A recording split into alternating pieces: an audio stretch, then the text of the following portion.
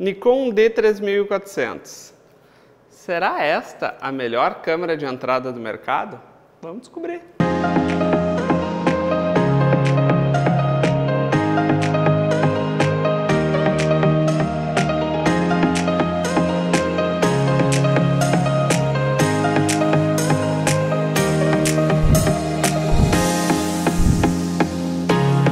E aí pessoal, tudo bem com vocês? Hoje então a gente vai voltar a falar de equipamento aqui no canal. Eu tô nas mãos com essa belezura aqui que é a Nikon D3400.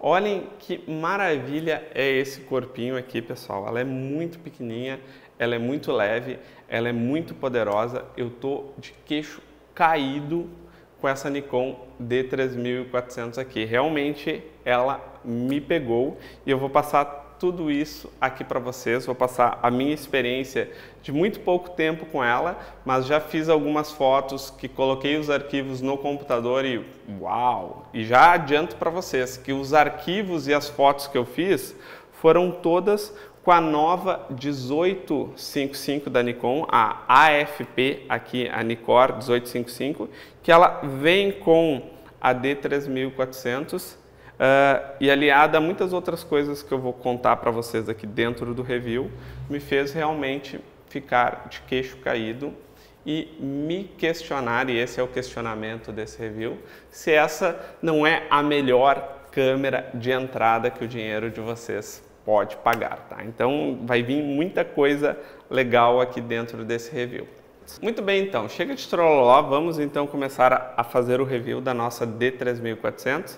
E é muito interessante, pessoal, que a última câmera de entrada da Nikon que eu tinha pegado em mãos era a D3200. E eu achei muito impressionante o quanto evoluiu essa câmera se a gente pensa, por exemplo, nas linhas de entrada da Canon. Porque a D3200 ela é uma câmera bastante compatível ali em termos de recursos e tudo mais com a Canon T6. E isso justificava muito essa briga de linha 3000 da Nikon com linha T alguma coisa da Canon, tá? T algum número. A lógica é a seguinte, antes de começar o review, acho que é importante a gente dizer isso, tá? A gente tem a linha 3000 da Nikon que concorre com a linha T alguma coisa da Canon, tá? A gente tem a linha 5000 da Nikon que vai concorrer com a linha T algum número I da Canon, tá? Então, as linhas de entrada da Nikon funcionam dessa forma, a D3000 e a linha T6 da Canon. A D5000 e alguma coisa e a linha T7i, T6i da Canon.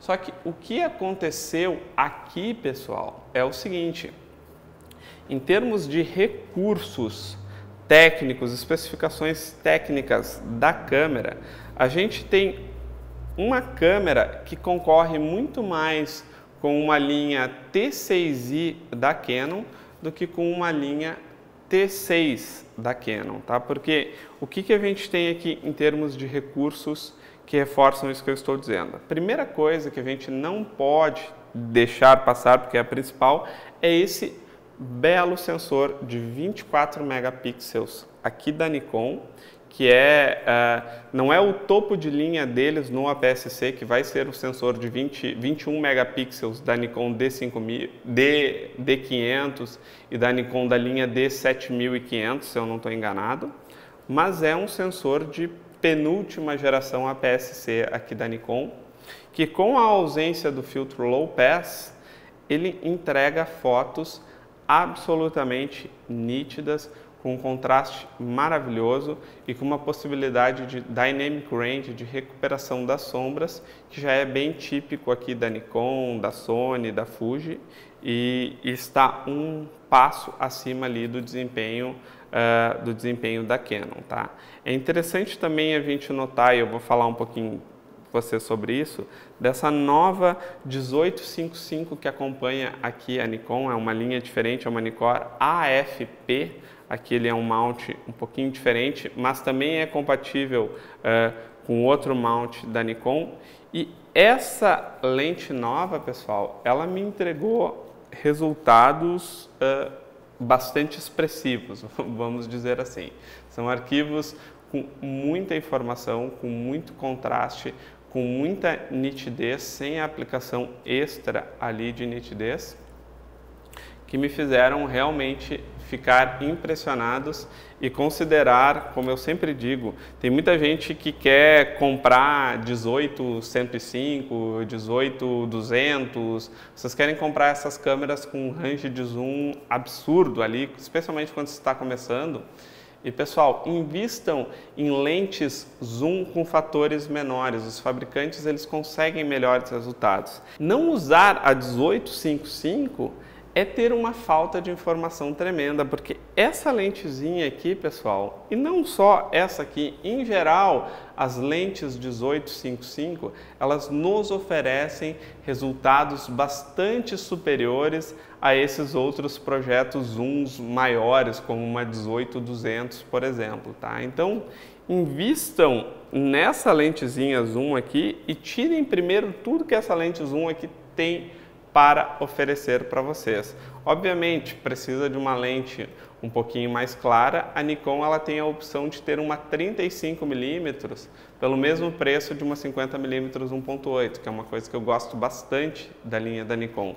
Provavelmente, se eu tivesse essa câmerazinha aqui, eu compraria de cara uma 35mm 1.8G e eu faria 90% dos meus trabalhos com essas duas lentes. Por que eu estou dizendo isso, pessoal? Porque essa câmera aqui, ela me encoraja e complementa aquele vídeo que eu disse, de que eu poderia tranquilamente fazer trabalhos profissionais com a minha Nikon D3400, tá? Não pensem que ela é uma câmera apenas para hobbyistas, pessoal. Essa câmera aqui, ela tem uma capacidade de ISO que está a par, por exemplo, da minha Canon 80D, está a par dos sensores APS-C, vocês vão muito bem com ISO até 3200, pessoal, não tem o que reclamar ali da capacidade desse sensor APS-C aqui, tá? Vocês têm uma geração realmente muito nova e a Canon precisa correr bastante atrás para lançar logo uma T7, ou não sei o que eles vão fazer aí da vida, mas eles precisam lançar uma câmera que faça concorrência com essa linha de entrada aqui da Nikon, tá? Diferentemente da D3300, que já oferece todos esses recursos que eu estou falando, eles implementaram a conexão via Bluetooth, tá? Então esse é o diferencial que a gente tem básico ali em relação a D3300, acrescido de uma coisa que eu achei bem interessante e me deixa com mais vontade ainda de também, por exemplo, quem quer trabalhar profissionalmente com a câmera, pessoal, a gente tem uma câmera de entrada que vai ter essa bateriazinha aqui, que é a EN-EL14A da Nikon, pessoal, que ela vai nos oferecer 1.200 cliques. Vocês estão entendendo isso? É uma câmera de entrada que tem 1.200 cliques. Isso é realmente impressionante. Essa câmera aqui, ela não parou de me surpreender em vários detalhes, tá? Outra coisa que eu gosto muito da Nikon, eu já tinha dito isso em outros vídeos, é que quando a gente acessa o nosso menu, a gente vai lá na câmerazinha, acompanhem vocês aí se vocês têm a Nikon, tá? E vocês vão ali na configuração de ISO, configuração de sensibilidade de ISO, a gente tem um menu ali de configuração de sensibilidade de ISO extremamente complexo para uma câmera de entrada. Seria assim, um recurso avançado, é uma das razões pelas quais eu busco câmeras de mais caras da Canon, é eu poder ter opções de sensibilidade de ISO que eu encontro aqui na Nikon a $500. Tá? Por exemplo aqui, diferentemente das linhas de entrada da Canon, a gente aqui tem, por exemplo, possibilidade de configurar a velocidade mínima do obturador, ou seja, quem quer trabalhar com a câmera num modo semiautomático ou até num modo manual com uma compensação de ISO automática, vai encontrar aqui na Nikon aquilo que eu mostro no meu vídeo, como configurar a sua DSLR. Por exemplo, aqui vou fotografar uma criança, coloco 125, determina a minha sensibilidade máxima. E aqui é o pulo do gato da Nikon, tá? Que muita gente não sabe qual é esse esqueminha aqui. vocês têm que definir a sensibilidade de ISO. Por exemplo, aqui eu vou botar ISO 200, porque eu vou fotografar uma criança na rua. E vocês têm que ligar ou desligar o controle de sensibilidade ISO. E isso é que confunde muita gente, porque na Canon é assim, ou é automático, ou tu define a sensibilidade de ISO. A Nikon junta o melhor dos dois mundos, que é o seguinte, eu determino a minha sensibilidade de ISO preferencial, ou seja, câmera, trabalha sempre que tu puder com ISO 200, mantendo pelo menos 1/125 de velocidade. Tudo bem, César, vou manter isso, mas deixa habilitado o controle de sensibilidade ISO ON, porque se mudarem as condições de luz, eu vou aumentar esse ISO para manter o teu controle mínimo do obturador e sempre que precisar tu vai estar usando o teu ISO 200. Isso eu acho uma coisa bem interessante nesse algoritmo de configuração de sensibilidade de ISO que a gente tem aqui dentro da Nikon. Isso é diferente da Canon, tá? É interessante a gente perceber também que daí ao contrário das linhas mais avançadas da Nikon, que tu tem ali na velocidade mínima de obturador, uma possibilidade de velocidade mínima automática, em que ele vai determinar, dependendo do zoom da tua lente, aqui da milimetragem da tua lente, e se ela tem VR ou não tem VR, para determinar essa velocidade mínima, daí aqui a gente já não tem este recurso aqui, tá? Bom, então, pessoal, eu não quero fazer um review extremamente tecnicista. O que é importante apenas destacar aqui? A gente tem 5 FPS contra 3 FPS ali da Canon T6, contra 4,5 FPS de uma Canon 6D. Então, para quem é importante ali a questão de fazer vários disparos, vocês encontram aqui numa câmera de entrada uma câmera que faz 5 FPS.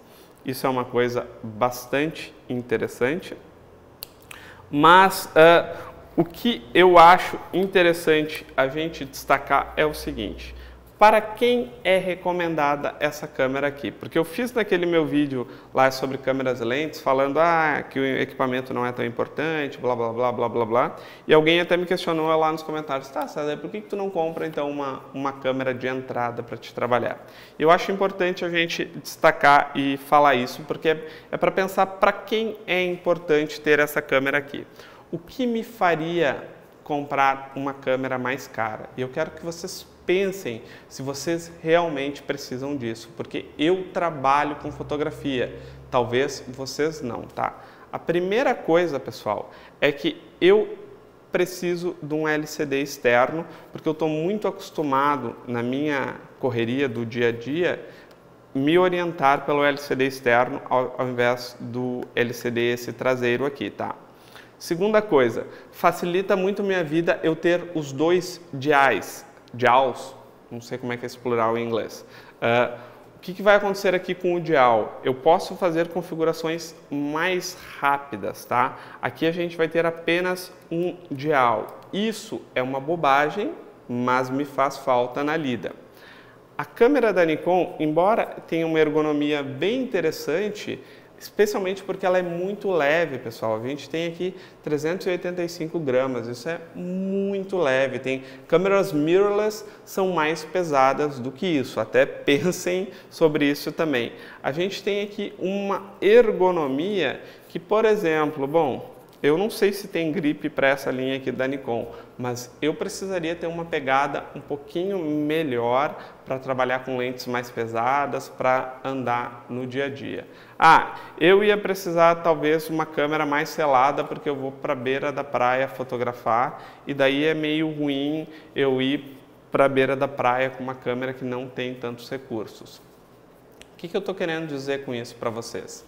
Que isso tudo são perfumarias importantes para quem trabalha com a fotografia, para quem tem que ir para a beira da praia e tudo mais. Se vocês, pessoal, têm a fotografia apenas como hobby, não precisa investir num equipamento mais caro do que uma Nikon D3400 e talvez uma lente, uma 50mm, uma 35, para vocês fazerem alguns efeitos diferentes. Realmente não precisa disso.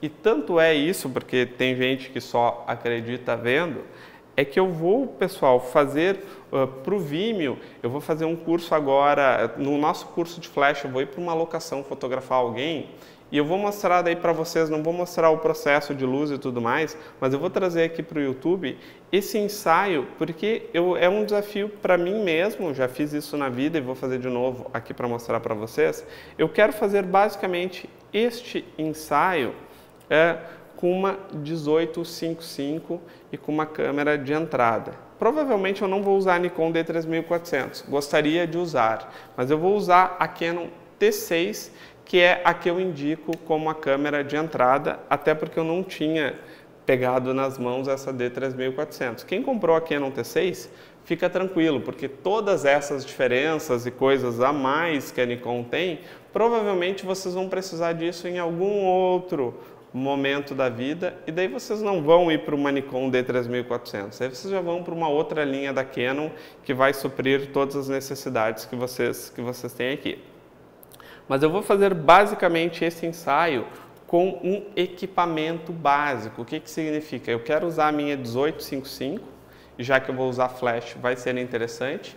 Obviamente que eu não vou conseguir fazer um buquê bonito, não vou fazer grandes desfoques, mas quando a gente está numa locação, é importante a gente ter essa ambientação, nem sempre a gente tem que desfocar a foto, e vou fazer alguns efeitos com provavelmente umas 50mm e tudo mais, e quero ver se eu consigo conduzir um ensaio inteiro, vai ser um ensaio lá para o Vimeo, mas vou trazer aqui para o YouTube algumas partes disso, especialmente as fotos, para mostrar para vocês que sim, é possível fazer coisas bacanas com uma 1855 e que vocês não precisam de equipamentos sofisticados para fazer isso, pessoal. Há outros recursos técnicos aqui, por exemplo, que eu acho que é importante mencionar. A gente tem dentro da linha da Nikon, e muito especialmente nessa outra linha, tem que desbloquear aqui para poder ligar ela. A gente tem um flashzinho pop-up, pessoal, que a Nikon tem um algoritmo bastante interessante para se usar esse flash pop-up como luz de preenchimento. O que isso significa? Se vocês estão na luz do sol, por exemplo, se vocês estão na rua, se eu estou com uma câmera como essa, eu sempre vou usar esse flashzinho pop-up aqui, porque na luz da rua, o que a gente não vai conseguir pensar em tridimensionalidade, em direcionalidade da luz e tudo mais. O que a gente não quer é que fique sombras muito duras, sombras muito pretas no rosto. Então, isso é bem interessante, porque o algoritmo da câmera faz um cálculo bastante interessante de mescla com a luz ambiente. Quando vocês usam, é simplesmente abrir o flash e começar a fotografar. Não tem nada que vocês tenham que configurar e nada disso. Acho que isso é uma coisa bem interessante aqui desse flashzinho pop-up da Nikon, tá? Eu vou passar rapidamente, já está passando aí algumas fotos que eu fiz, tá? Que é basicamente para ver o potencial da lente e o potencial do Dynamic Range da lente, tá? Não são fotos artísticas, não é nada muito trabalhado. Eu quis fazer apenas alguns cliques para poder ver no computador todas essas coisas que eu estou dizendo aqui para vocês, tá? Pessoal, esqueci de falar para vocês que eu falaria de qualidade de imagem diretamente aqui dentro do Lightroom, tá? Então, algumas informações importantes aqui sobre essas fotos que eu vou mostrar para vocês, tá? Eu fiz todas elas em ISO 800, tá? Porque é como eu gosto de testar as câmeras. Todas as câmeras são muito boas em ISO 100, mas em ISO 800 não são todas que apresentam uma boa performance, tá? E é incrível porque aqui para provar para vocês, ó, eu fiz com a 1855, me valendo da função macro que ela tem, que não é embutida, mas a gente pode chegar muito perto ali com o 55, e é muito interessante para a gente analisar os detalhes da imagem, não em 100%, porque daí é judiar muito da câmera, mas aqui em 50%, é muito legal a gente perceber a qualidade que a gente tem tanto aqui da Nikon em termos de nitidez, essas áreas de micro contraste aqui, que se vocês perceberem um certo blur aqui, não é questão da qualidade da câmera, mas sim é porque eu realmente estava muito perto, em superfícies muito desiguais. Então em 5.6 ali em 55mm a gente tem muita área de desfoque, que criou esse efeito que eu achei bem interessante. Mas se a gente vê, por exemplo, em superfícies mais planas, pessoal, a gente tem nitidez de sobra, tanto aqui na lente quanto na ausência que o filtro Low Pass nos dá ali. Eu fiz alguns ajustes, vejam só aqui os cantos da lente. Eu fiz alguns ajustes básicos ali que eu faço em todas as minhas fotos, então acho justo a gente fazer essa análise considerando os ajustes que eu faço nas fotos, tá? Introdução de um pouquinho de clarity, um pouquinho de nitidez quando eu trato assim com paisagem. E eu fiquei absolutamente embasbacado e muito satisfeito com essa 1855 e com a performance da Nikon D3400, tá? Vou passar aqui mais rapidinho aqui para vocês verem. Vejam só o desfoque que a gente consegue já em 5.6 quando a gente está perto, repito, com uma milimetragem alta, tá?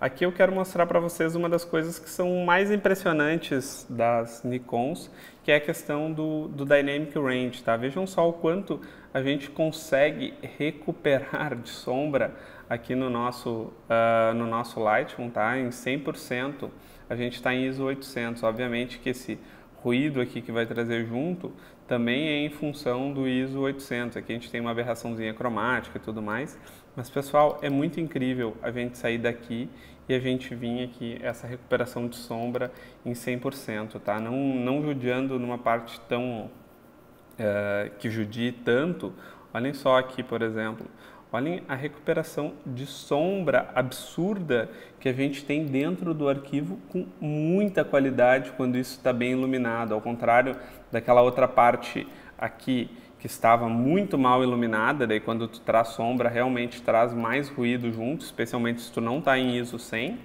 Quando a gente tem uma cena que está relativamente bem iluminada e tu só quer fazer um pouco de recuperação de sombras, os arquivos eles são mega flexíveis. Como todas as câmeras, pessoal, a questão dos highlights daí já é um pouquinho mais complicada. Quando tu estoura os highlights, olha só, quando tu recupera, daí já não é mais a mesma coisa. Isso aqui daí já, a informação ela já é cinza. Por isso é até interessante, nesses sensores da Nikon, a gente sempre expor para as altas luzes. A gente não deixar as altas luzes estourarem, que é o caso que aconteceu aqui, a gente regular certinho aqui as altas luzes e a gente pegar e recuperar, fazer essa recuperação aqui na sombra, tá? Mais um exemplo aqui do que o Dynamic Range aqui é capaz, vejam só a recuperação aqui perfeita nas sombras. Daí que algumas brincadeiras ainda, brincando de macro aqui, para sair de bastante velocidade, mas ainda assim talvez não seja suficiente para a gente conseguir. Não, até conseguir a nitidez aqui, uma nitidez bem ok aqui nessa foto, aqui carregando um pouquinho mais na correção das cacacas da captura e colocando aqui 17 de clarity, mas aqui até para vocês perceberem aqui, vamos zerar esse clarity aqui, que aqui tem bastante clarity, mas vocês percebam que mesmo zerando aqui o clarity, a gente tem muito boa qualidade de detalhes, tá? Isso aqui é uma mistura das duas coisas. Vamos botar aqui, olha aqui, coloquei agora aqui em 100%, pessoal. Borda do quadro, a gente tem resolução de sobra, que é muito impressionante. Aqui eu não fiz uns retratos aqui de frescura com o Gustavo, eu bati algumas fotinhas dele, mas o que eu queria mostrar para vocês é o seguinte, olha só, ampliando aqui o arquivo em 100%, tá? Vamos ser justos em 100%, vamos colocar isso em 50%.